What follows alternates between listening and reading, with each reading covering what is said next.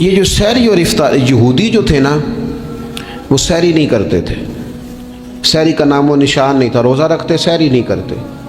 تو نبی پاک صلی اللہ تعالیٰ علیہ وسلم نے فرمایا ہمارے اور یہودیوں کے درمیان فرق ہی سحری کا ہے، اور نبی پاک صلی اللہ تعالیٰ علیہ وآلہ وسلم نے فرمایا سحری کھایا کرو، سحری کھانے میں برکت ہے۔ اور اگلی بات سننی ہے آپ نے تو خوش ہو جانا ہے، سحری کو معمولی نہ سمجھے، سحری کرنا عبادت ہے۔ ہاں آپ مت سمجھیں کہ میں روٹی کھا رہا ہوں، یہ تو میرے سامنے دہی رکھا ہوا ہے، یہ تو سالن رکھا ہوا ہے، یہ تو اچار رکھا ہے، تو چپاتیاں رکھی ہیں۔ سحری کھانا عبادت ہے۔ آپ صبح اٹھے، آپ کی تو روٹین ہی اور تھی، تو 7 بجے کھاتے تھے، 9 بجے کھاتے تھے۔ یہ جو آپ صبح کھا رہے ہیں اٹھ کے سحری میں، اپنی مرضی سے تھوڑی کھا رہے ہیں، یہ تو کسی کے کہنے سے کھا رہے ہیں، یہ تو کسی کے بٹھائے بیٹھے ہیں۔ یہ جو سحری کا لنگر ہے یہ رب رسول کی رحمت کے ساتھ عطا ہوتا ہے، یہ کرم ہے، یہ اللہ رسول کے بٹھائے بیٹھے ہیں۔ کیا میرے رسول پاک صلی اللہ تعالیٰ علیہ وآلہ وسلم نے بات کھولی ہے، ترغیب و ترہیب میں حدیث ہے، اللہ کرے یہ کبھی چسکا لگ جائے، یہ والا مزہ آ جائے، تو پھر تو گھر میں دسترخوان نہیں بچھا ہوا ہوگا، پھر تو رنگ ہی کوئی اور ہوگا۔ حضور فرماتے اللہ تعالیٰ اور اس کے فرشتے سحری کھانے والوں پر رحمتوں کا نزول فرماتے ہیں۔ کھائی روٹی جا رہی ہے، پکا ہوا کھانا ہے، لیکن حضور فرماتے ہیں رب بھی رحمتیں فرما رہا ہے، اور اللہ کے حکم سے فرشتے بھی رحمتوں کا نزول کر رہے ہیں سحری کھانے والوں پر۔ تو خوب توجہ سے، ذوق سے، شوق سے۔ اور پھر جو افطار کا معاملہ ہے، حضور فرماتے ہیں جب روزہ کھولنے والا روزہ کھولتا ہے تو جو دعا مانگتا ہے رب قبول فرما لیتا ہے۔ یعنی افطار کا وقت ایسا ٹائم ہے جو دعاؤں کی قبولیت کا وقت ہے۔ افطار کرنا بھی ہے، کرانا بھی ہے۔ مہنگائی ذرا عروج پہ چلی گئی ہے، میں بار بار کہتا ہوں، مجھ سے نا لوگ دعا کے لیے مجھے کہتے کہتے اپنے کئی دکھ بتا دیتے ہیں۔ تھوڑا سا نا افطاریاں مہربانی فرمائیے گا سیاسی نہ کیجیے گا۔ وہ جن سے مال لیتے ہیں، وہ جن کو مال دیتے ہیں، وہ جن سے ووٹ لینے ہیں، وہ جنہوں نے ووٹ لینے ہیں، اس بنیاد پر سحر افطار کے بندوبست نہ کریں رضائے الہی کے لیے۔ میرے محبوب فرماتے ہیں جس نے رب کی رضا کے لیے کسی کو افطار کرایا، جتنا ثواب اللہ روزہ رکھنے والے کو دے گا اتنا افطار کرانے والے کو بھی عطا کرے۔ اور ایک حدیث تو آپ پڑھیں گے تو جھوم جائیں گے، سنیں گے تو خوش ہو جائیں گے، المعجم الکبیر میں موجود ہے۔ نبی پاک علیہ السلام فرماتے ہیں جس نے حلال کھانے اور حلال پانی سے کسی کا روزہ افطار کرایا نا، ذرا دیکھنا غریبوں کے گھروں کو جھانکنا، ذرا اپنے عزیزوں میں ایک نظر دوڑا لینا، ذرا رمضان کی نیت کر کے رمضان سے پہلے ہی غرباء تک راشن پہنچا دینا، ان کی فکر دور ہو جائے، وہ پہلی شام ہی اپنے بچوں کے ساتھ آسودہ حال ہو کے بیٹھیں۔ دیکھ لینا یہ نہ ہو کہ ایک بھائی کھل کے کھا رہا ہو اور دوسرے کے بچے منتظر ہوں کہ آج سحر افطار میں کیا کرنا ہے۔ اپنے گلی محلے میں دیکھ لینا، ہم اس رسول کے ماننے والے ہیں جنہوں نے فرمایا میں اسے مومن ہی نہیں جانتا جو پیٹ بھر کے کھائے اور اس کا ہمسایہ بھوکا رہ جائے۔ تھوڑا سا اپنے ارد گرد نظر ڈال لینا، المعجم الکبیر میں حدیث موجود ہے۔ اللہ کے پیارے رسول صلی اللہ تعالیٰ علیہ وسلم نے فرمایا جس نے حلال پانی سے، حلال روٹی سے کسی کا روزہ افطار کرایا تو فرمایا فرشتے اس بندے کے لیے رمضان کے دنوں میں، رمضان کی گھڑیوں میں دعا کرتے ہیں، اور جناب جبریل امین اس کے لیے شب قدر کی رات دعا کرتے ہیں۔ حضرت جبریل شب قدر میں دعا کریں گے، خاص رات، یا اللہ اس بندے پر فضل فرما، اس نے تو غریب آدمی کو افطار کرا۔ یہ ایک عبادت ہے، اس عبادت کا خیال کریں۔ پھر اعتکاف آئے گا، رمضان کے آخری 10 دنوں کا اعتکاف۔ اسلام میں رہبانیت نہیں ہے، لیکن کبھی کبھی سب سے کٹ کے اپنے رب کے ساتھ جڑ جانا، کچھ رات کی عبادتیں، کچھ تنہائی کے اذکار، کچھ درود و سلام کا ذوق، یہ ان ساری خوبصورتیوں میں سے ایک خوبصورتی اعتکاف بھی ہے۔ اللہ کے پیارے رسول علیہ الصلوۃ والسلام ہمیشہ اعتکاف کرتے، اور حضرت عطا بن رباح رضی اللہ تعالیٰ عنہ کیسی خوبصورت بات ارشاد فرماتے ہیں، فرماتے ہیں موتقف تو اس آدمی کی طرح ہے جیسے کسی بندے کو کسی کے ساتھ کوئی کام پڑ جائے نا تو وہ جا کے اس کے دروازے پر بیٹھ جاتا ہے کہ جب تک میرا کام ہوگا نہیں میں جاؤں گا نہیں۔ فرماتے ہیں یہ اعتکاف والا بھی آ کے رب کریم کے گھر بیٹھ گیا ہے کہ جب تک تو معاف نہیں کرے گا میں جاؤں گا نہیں، جب تک تو بخشش نہیں کرے گا میں اس دروازے سے ہٹوں گا نہیں۔ حضرت ابن عباس رضی اللہ تعالیٰ عنہ نبی پاک علیہ السلام کے روضہ انور کی طرف اشارہ کر کے کہا کرتے تھے زیادہ دیر نہیں ہوئی، اشارہ کر کے کہتے تھے زیادہ دیر نہیں ہوئی، اس روضہ مبارک میں آرام فرما۔ رسول رحمت علیہ السلام سے میں نے اپنے کانوں سے سنا ہے، اور جب یہ بات ارشاد فرماتے تھے تو روتے بھی تھے۔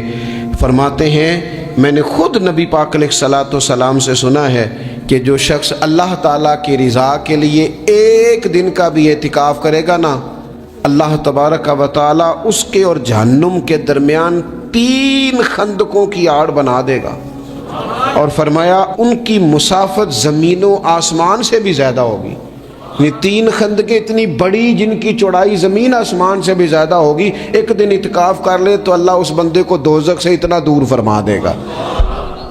تو بہت سارے لوگ ہیں جن کو بڑا ٹائم ملتا ہے چھٹیاں گزارنے کے لیے، کبھی کسی سیاحتی مقام پر، کبھی کسی سیاحتی مقام پر، خرچہ بھی مل جاتا ہے، کام بھی ہو جاتا ہے، سارے سلسلے بن جاتے ہیں، بڑی بڑی جگہوں پہ لوگ جا کے ٹائم گزارتے ہیں۔ تو ایسا نہ ہو کہ 10 دن اللہ کے گھر میں بھی گزارے جائیں۔ علماء نے لکھا ہے کہ کوشش تو کریں ہر سال اعتکاف ہو، نہ ہو سکے تو چلو چند سالوں کے بعد ہو جائے۔ اور فرماتے ہیں کہ زندگی میں ایک دفعہ تو اس سنت کو ضرور ادا کرنا چاہیے۔ کوئی بندہ ایسا نہ ہو جو محروم رہ جائے، زندگی میں ایک بار صحیح پر اعتکاف کے ساتھ اپنے آپ کو وابستہ ضرور کرے۔ رمضان المبارک کے اندر آخری عشرہ شب قدر کی تلاش کا عشرہ ہے۔ اللہ کے پیارے رسول صلی اللہ تعالیٰ علیہ وسلم ان 10 دنوں میں خود بھی عبادت کرتے تھے اور گھر والوں کو بھی جگایا کرتے تھے، اور اپنے اہل خانہ کو تاکید فرماتے تھے کہ اٹھو اٹھو، آگے بڑھو، یہ آرام کرنے کے دن نہیں ہیں۔ ہمارے ہاں یہ ہوتا ہے کہ وہ جو آخری 10 دن زیادہ عبادت کے تھے، شب قدر کی تلاش کے تھے، وہ آخری 10 دن سارے بازار میں گزر جاتے ہیں، کپڑے سلوائے جا رہے ہیں، کپڑے خریدے جا رہے ہیں، جوتے خریدے جا رہے ہیں، واپس کیے جا رہے ہیں، دوبارہ لیے جا رہے ہیں، سفر ہو رہا ہے، آنا جانا ہو رہا ہے، عیدیاں بٹ رہی ہیں۔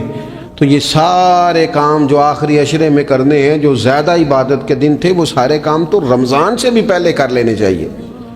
کپڑے رمضان سے پہلے خریدے جائیں، پہلے سلوا لیے جائیں، جوتے پہلے لے لیے جائیں، ضرورت کے کام پہلے کر لیے جائیں۔ جہاں آپ کو جو بانٹنا ہے وہ رمضان سے پہلے کریں۔ وہ مفت کی اپنے دل کو مطمئن کرنا کہ اب میرے پاس یہ بڑے میں خیر کا کام کرنے نکلا ہوا ہوں، میں عیدی بانٹنے جا رہا ہوں، یہ پہلے بانٹنے تھے۔ یہ عجیب بات ہے کہ جو زیادہ وقت مسجد میں گزارنے کا ٹائم تھا وہ سارا ہم نے ضائع کر دیا۔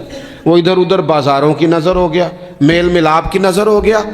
تو اگر چیزوں کو مرتب کیا جائے، میں تو دوستوں سے کہا کرتا ہوں، زکوٰۃ کا حساب، صدقات کا حساب، صدقات فطر کا حساب، جتنے بھی روٹین کے کام ہیں اس کو کوشش کریں رمضان شریف سے پہلے آپ ترتیب دیں، آپ ان چیزوں کو پہلے سے مرتب کریں تاکہ وہ بہترین ہو جائیں۔ ہم تو اس دین کے ماننے والے ہیں جہاں نیت کرو تو اجر شروع ہو جاتا ہے۔ آپ رمضان کی نیت سے جو آج خرچ کریں گے اس کو اللہ تعالیٰ رمضان کے ثواب کے برابر ہی اجر عطا فرمائے گا۔ لیکن وہ ہم نا کچھ لوگ بڑا ایک صاحب مجھ سے کہنے لگے جی میں نے سنا ہے صدقہ فطر آخری عشرے میں ہی دینا چاہیے۔ میں نے کہا آپ کا پروگرام تب دینے کا، اس لیے آپ نے یہ گاڑا کر کے سن لیا، ذرا اس کو آپ نے زیادہ غور سے سن لیا ہے۔ آپ جب ضرورت محسوس کریں، جب آپ سمجھیں کہ کسی کو ضرورت ہے، ضرورت کے وقت کوئی چیز کام نہ آئی تو پھر کب جا کے کام آئی۔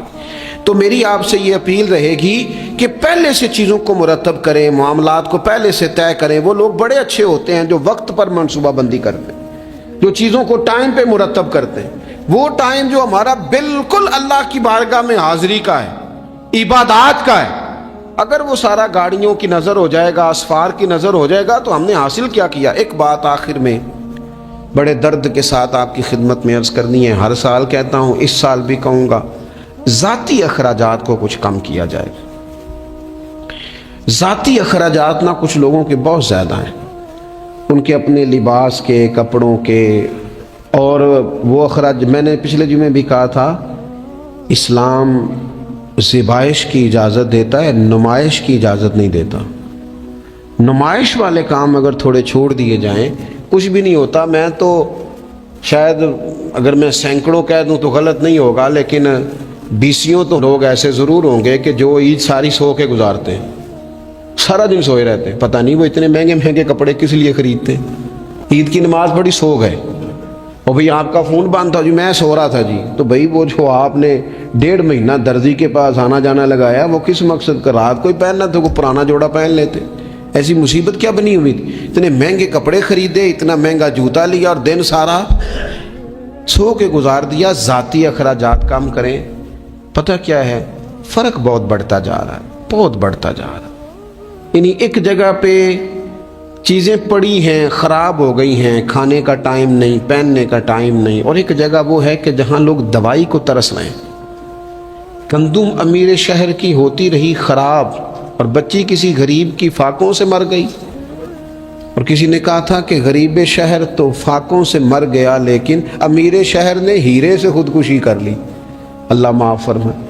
تو بہت ساری جگہوں پہ لوازمات زیادہ ہیں، اخراجات زیادہ ہیں، تکلفات زیادہ ہیں۔ اس رمضان میں مہنگائی کا جو زور ہے، حالات کی جو سنگینی ہے، اور تھوڑا پیچھے جائیں تو غریب علاقوں میں جس قسم پرسی کے ساتھ لوگ اپنا وقت بتا رہے ہیں، اگر صرف امیر لوگ اپنے کچھ ذاتی اخراجات کو کنٹرول کرنے میں کامیاب ہو جائیں تو بڑے سارے لوگ ایسے ہیں جن کے لیے وہ خوشیاں بانٹنے کا ذریعہ بنیں گے، اسباب۔ اور ویسے بھی زندگی سادہ کریں، آسان ہو جائے گی۔ رسول پاک صلی اللہ تعالی علیہ وآلہ وسلم نے پتہ روزے دار کی فضیلت کیا بیان فرمائی؟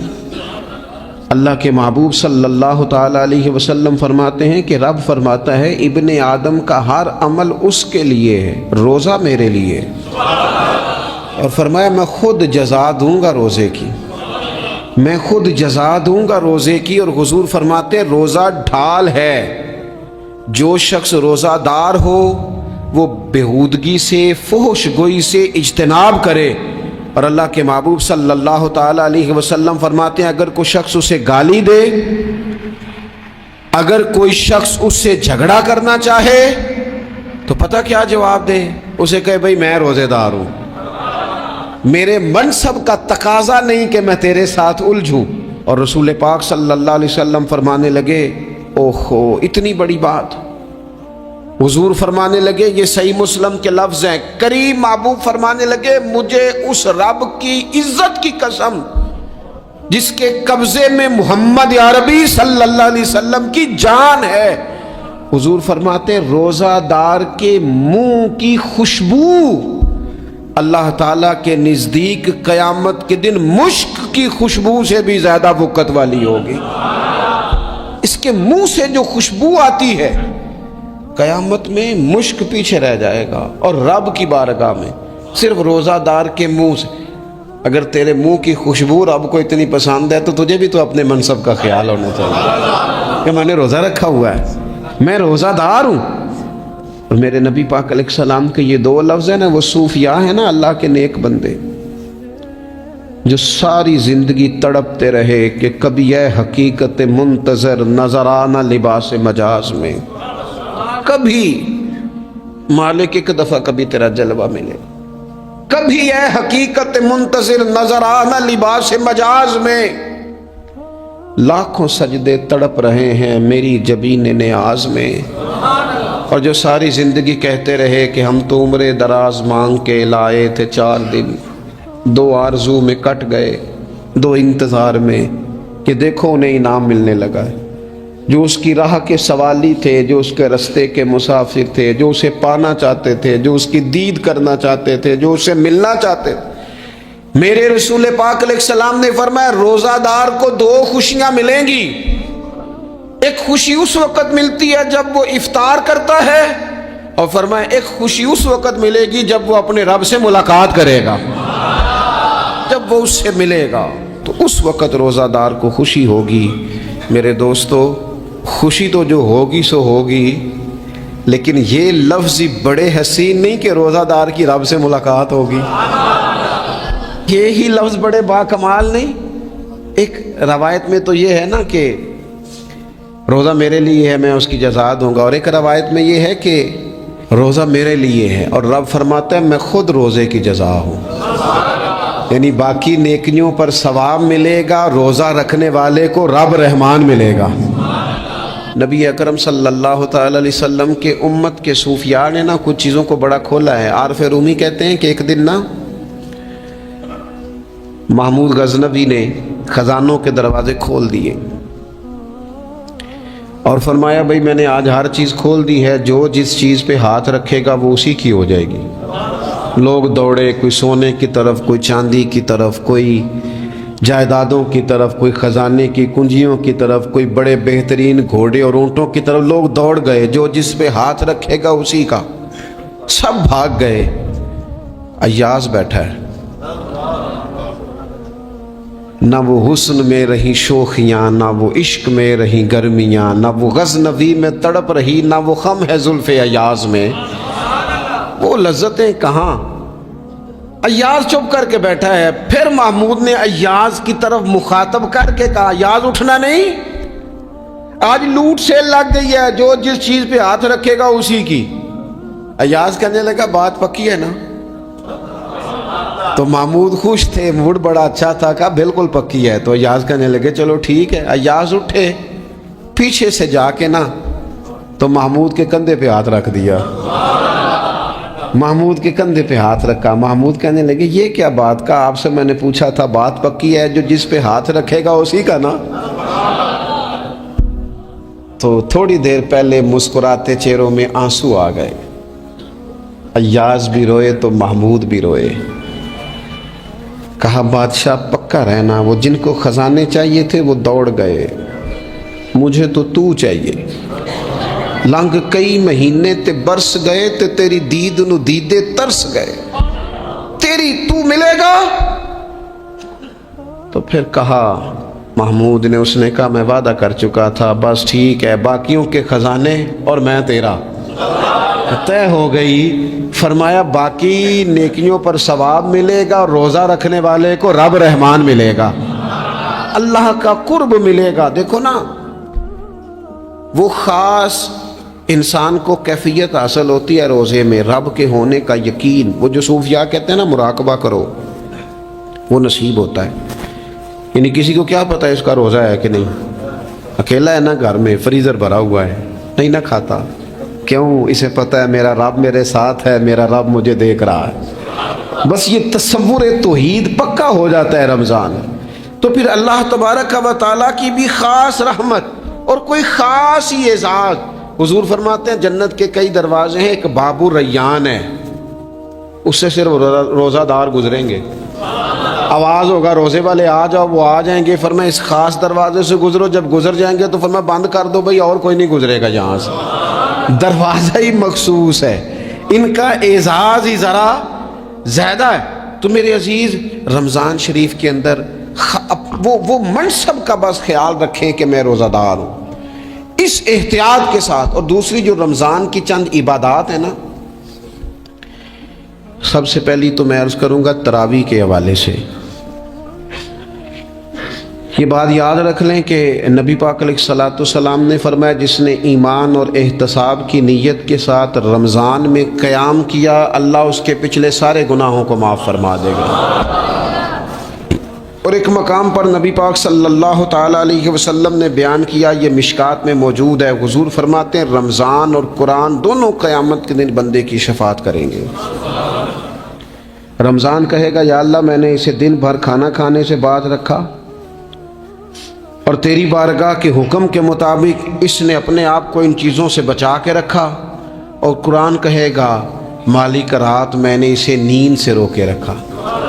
کیا مطلب؟ اس نے کھڑے ہو کے عبادت کی، اگرچہ اس سے مراد شارحین حدیث نے تراویح بھی لیا ہے، تہجد کی نماز بھی لیا ہے، صلاۃ اللیل بھی لی ہے، لیکن میرے عزیز یہ خاص ربط ہے قرآن مجید کے ساتھ تراویح کا۔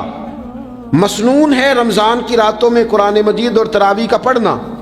اگر تھوڑی سی نا طبیعت میں صرف تبدیلی پیدا کی جائے، میں نے دیکھا ہے کہ جو لوگ کہتے ہیں نا میرا وقت بڑا قیمتی ہے، بڑی ساری جگہوں پہ آپ کو بیٹھنا پڑتا ہے، بیٹھیں آپ 2 گھنٹے بیٹھیں، 3 گھنٹے بیٹھیں۔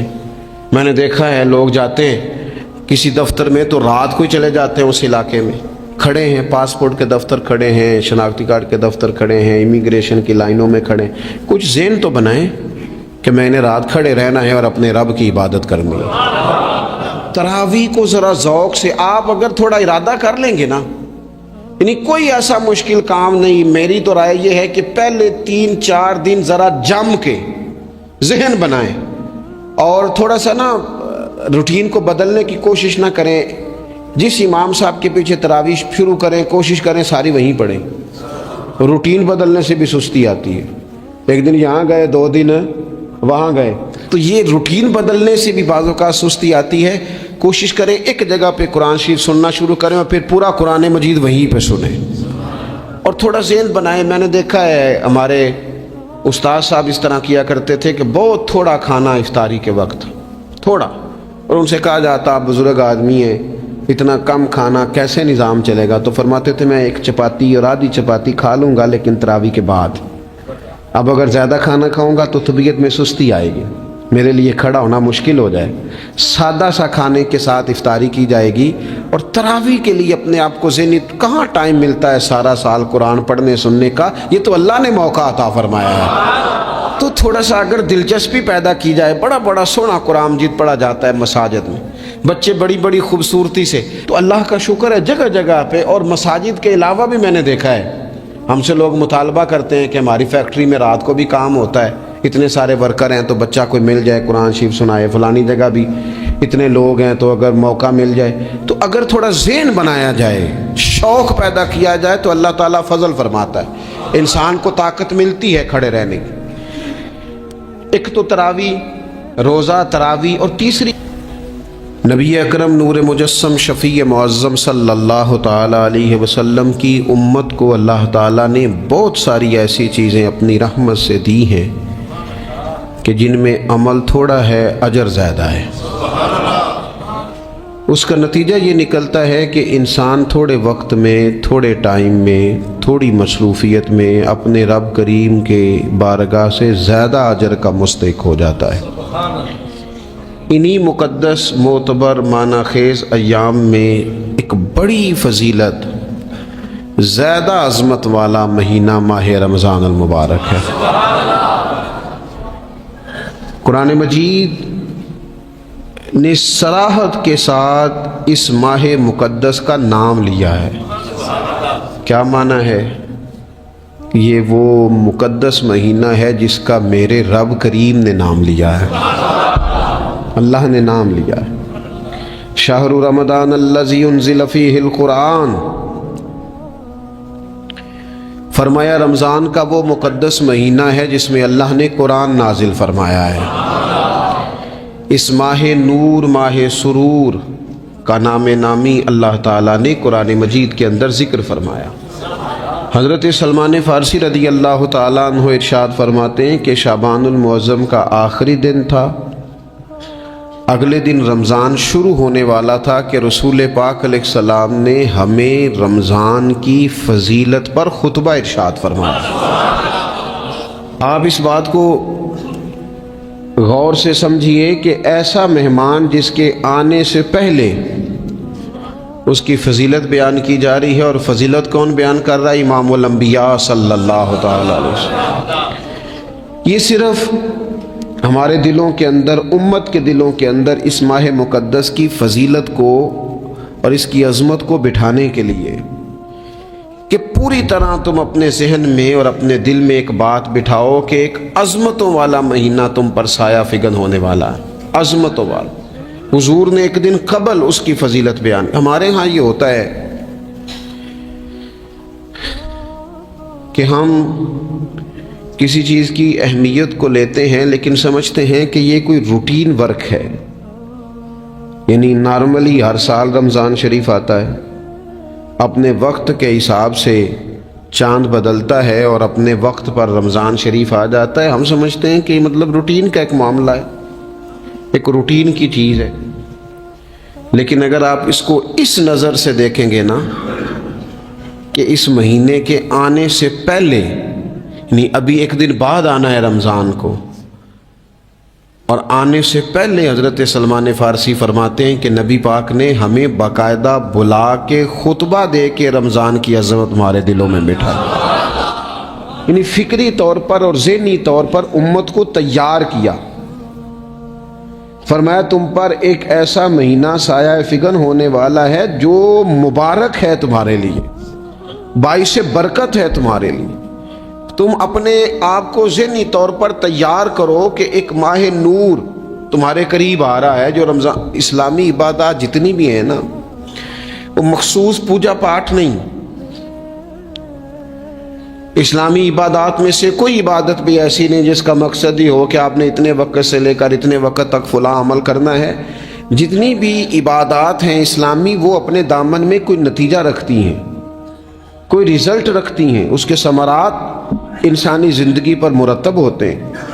انسان کو تزکیہ نصیب ہوتا ہے، اس کے باطن کو صفائی نصیب ہوتی ہے، اسے خیر کرنے کا موقع ملتا ہے، تربیت کے بہت سارے مواقع اس میں پائے جاتے ہیں، بہت سارے اسرار و رموز کے ساتھ اسلامی عبادات ہیں۔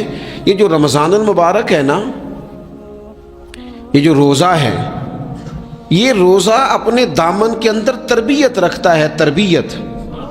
یا ایھا الذین آمنوا کتب علیکم الصیام کما کتب علی الذین من قبلکم لعلکم تتقون۔ اے ایمان والو، تم پر روزے فرض کیے گئے جیسا کہ تم سے پہلے لوگوں پر بھی فرض کیے گئے تھے تاکہ تم تقوی اختیار کرو۔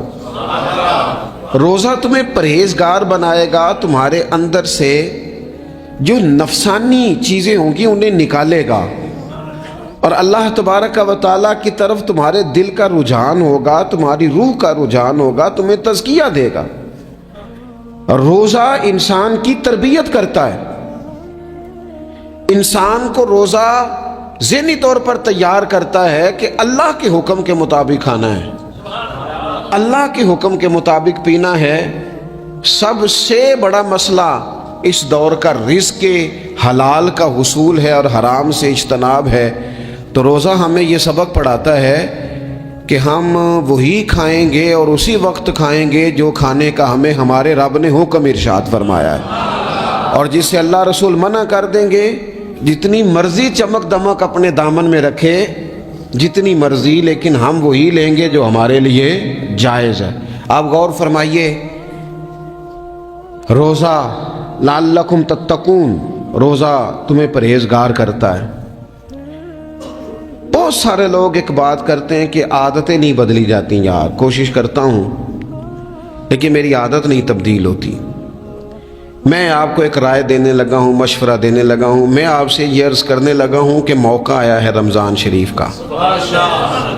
رمضان میں نا بندہ روٹین میں اپنی عادتیں بدلتا ہے۔ کسی کو سویرے 7 بجے کھانے کی عادت ہے، کسی کو 9 بجے کھانے کی عادت ہے، کوئی صبح ناشتہ نہیں کرتا، دوپہر میں ہی کھاتا ہے۔ لیکن رمضان آیا تو عادت بدل گئی، 7 بجے والا بھی نہیں کھا رہا، 9 بجے والا بھی نہیں کھا رہا، دوپہر والا بھی نہیں کھا رہا، سارے سحری میں کھا رہے ہیں۔ عادت بدل گئی، بالکل طبیعت بدل گئی، روٹین چینج ہو گئی۔ کوئی اٹھ رہا تھا صبح فجر میں، اللہ کی توفیق سے اللہ تعالیٰ معاف فرمائے تو کچھ ایسے بھی تھے جو 9-10 بجے اٹھ رہے تھے، کچھ الحمدللہ فجر پڑھ کے چلو کسی وجہ سے پھر سو گئے، 10-11 بجے اٹھ رہے تھے، روٹین بدلی ہوئی تھی۔ رمضان آیا تو بدل گئی، سارے سحری میں اٹھ رہے ہیں، تہجد کے وقت سب کی آنکھ کھل رہی ہے، بالکل روٹین بدل گئی، حالات بدل گئے، معاملات تبدیل ہو گئے، اوقات تبدیل ہو گئے، دفاتر کے ٹائم تبدیل ہوئے، اسکولوں کے نظام تبدیل ہوئے، مدارس کے اوقات تبدیل ہوئے، ہر چیز کے اندر تبدیلی آئی۔ معنی کیا ہے کہ اللہ نے تمہیں موقع دیا ہے کہ عادتیں بدلی جا سکتی ہیں، اپنے آپ کو تبدیل کیا جا سکتا ہے، لائف سٹائل کو چینج کیا جا سکتا ہے۔ یہ موقع آیا ہے، ایک مہینہ ہے پورا، 2-3 دن 4 دن آپ کی روٹین بگڑ جائے نا سونے کی، یعنی روٹین سے ہٹ کے آپ سونا جاگنا شروع کر دیں تو پھر وہی روٹین بن جاتی ہے، پھر اسی ترتیب سے انسان سارے کام کرتا ہے۔ تو رمضان میں روٹین چینج ہوگی، سارے تہجد میں اور سحری میں اٹھیں گے، تو اللہ کرے نا یہ روٹین قائم رہے۔ رمضان میں تو اٹھتے تھے سحری کرنے کے لیے، تو اللہ کرے روٹین بن جائے اور سارا سال اٹھیں تہجد کی نماز ادا کرنے کے لیے، اللہ کرے روٹین بن جائے، چیزیں تبدیل ہو جائیں۔ وہ لوگ جن کو ڈاکٹر کہہ رہے تھے کہ دوائی بھی کھانی ہے اور پرہیز بھی کرنا ہے، تو وہ کہہ رہے تھے جی دوائی کھانا تو آسان ہے، پرہیز کرنا مشکل ہے، تو بدلنے لگی ہے نا روٹین، آ گیا نا رمضان، پرہیز کا ٹائم شروع ہو گیا، لہذا بہترین فائدہ یہ ہوگا کہ رمضان میں پرہیز ہوگی، ڈائٹ پلان بالکل بنایا جا سکتا ہے، اس میں چیزوں کو بالکل مرتب کیا جا سکتا ہے۔ تو رمضان شریف کے آنے سے پہلے ذہنی طور پر اپنی عادات کی تبدیلی کا پروگرام بنائیں، عادتیں بدل جایا کرتی ہیں۔ رسول کریم دنیا میں آئے وَيُزَكِّيكُمْ، حضور تزکیہ کرنے تو آئے ہیں، عادتیں بدلنے تو تشریف لائے ہیں۔ نبی پاک نے صفائی ستھرائی کر دی، ساری ناپاک چیزوں کو نکال دیا۔ تو روٹین دیکھیں کہ رمضان میں تقوی کے حصول کے لیے اپنی عادات کو تبدیل کرنا ہے، اور اس کے لیے ذہنی طور پر اپنے آپ کو تیار کریں۔ وہ جو کہتے ہیں بچے سویرے نہیں اٹھتے، وہ روٹین بنا لیں، یہ موقع آیا ہے، ابھی سے ارادہ کر لیں کہ جناب ہم نے اس ترتیب سے اپنے گھر کو، ماحول کو، بچوں کو اس ترتیب سے ہم نے مرتب کرنا ہے چیزوں کو۔ یہ آپ ارادہ کریں، اللہ تعالیٰ مدد فرمائے گا۔ رمضان المبارک کی جو خاص فضیلت ہے، اس خاص فضیلت کو رمضان آنے سے پہلے ذہن میں بٹھا لیں، اور رمضان المبارک پورے کا پورا اس ذوق سے گزاریں کہ ذہن میں بات موجود ہو، ذہن میں کہ دراصل رمضان کیا ہے۔ اللہ کے پیارے رسول صلی اللہ تعالی علیہ وسلم نے فرمایا، اے لوگو تم پر ایک عظیم المرتبت مہینہ سایہ فکن ہو رہا ہے۔ حضور فرماتے ہیں شہر مبارک، فرمایا یہ بڑا برکت والا مہینہ ہے، یہ برکتیں لے کے آیا ہے، یہ رحمتیں لے کے آیا ہے، یہ اپنے ساتھ عنایات لے کے آیا۔ اور نبی اکرم صلی اللہ تعالی علیہ وآلہ وسلم نے فرمایا جو بندہ بھی قرب الہی کی نیت سے رمضان میں نیکی کا طلبگار ہوگا، فرمایا وہ اگر نفل نیکی کرے گا نا تو اللہ تعالیٰ اسے فرض کے برابر ثواب عطا فرمائے گا۔ اور حضور علیہ الصلوۃ والسلام فرماتے ہیں جو اس مہینے میں ایک فرض ادا کرے گا اللہ 70 فرضوں کے برابر اجر عطا کرے گا۔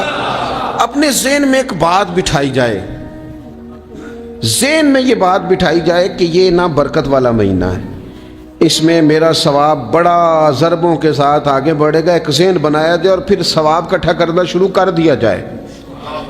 پھر وہ ترتیب بنا لی جائے، کاروباری نہیں، روحانی ترتیب، کاروباری نہیں، یعنی نئے سے نئے سٹال نہ تیار کیے جائیں، مہنگائی کیسے کرنی ہے اور کس طرح کر کے کن چیزوں کی آج کل مانگ ہوگی، کس ترتیب سے سودا پہلے ہی خریدنا ہے، مہنگا کیسے کرنا ہے، اللہ معاف کرے مصنوعی قلت کیسے پیدا کرنی ہے، کمائی کیسے کرنی ہے۔ رمضان کے اندر جناب لوگ ساری ترتیب لگا کے، ساری، میرے ایک دوست ہیں میڈیکل کے شعبے سے وابستہ ہیں، تو مجھے کہنے لگے کہ ڈاکٹر بھی اپنی روٹین بدلتے ہیں اور معدے والی ساری دوائیاں بھی اکٹھی کر لیتے ہیں چونکہ رمضان آنے والا ہے، یہ زیادہ لوگ استعمال کریں گے۔ تو وہ ماحول نہ پیدا کریں کہ ہر چیز دنیا داری ہو جائے، ہر چیز دنیا داری نہیں، ہر چیز کو ایک نیا روپ دے دیا جائے اور نیا سے نیا مال کمانے کا سلیقہ بنایا جائے۔ میں اکثر کہا کرتا ہوں کہ رمضان تو اس لیے تھا نا کہ اس میں کم کھانا ہے، تھوڑا کھانا ہے، لیکن اگر بندہ کہے کہ میں نے صبح کا چونکہ کھایا نہیں لہذا اب شام کو اتنا کھانا ہے کہ ہفتے سے پہلے ڈاکٹر کے پاس بھی جانا ہے، میں نے وہ سارا پوری کرنی ہے روٹین، تو پھر وہ مقصد کو نہیں نہ سمجھا، پھر اس نے اس خوبصورتی کو نہیں پایا جو خوبصورتی اس کو دین دینا چاہتا تھا۔ ایک تو رمضان کی فضیلت کو سمجھنا ہے، اور پھر جب ہم روزہ دار ہیں، ہم نے روزہ رکھا ہوا ہے، تو نبی پاک علیہ السلام نے خود اس مفہوم کو کھول کے بیان کیا، فرمایا جس بندے نے جھوٹ نہیں چھوڑا، گناہ نہیں چھوڑا، گویا غیبت نہیں چھوڑی، بدی نہیں چھوڑی، تو اللہ کے محبوب علیہ الصلوۃ والسلام فرماتے ہیں پھر اللہ تعالیٰ کو اس کے بھوکا پیاسا رہنے کی تو کوئی ضرورت نہیں، کیونکہ لعلکم تتقون، تقوی اختیار کرنا تو روزے کا مقصد تھا۔ اور اگر اس نے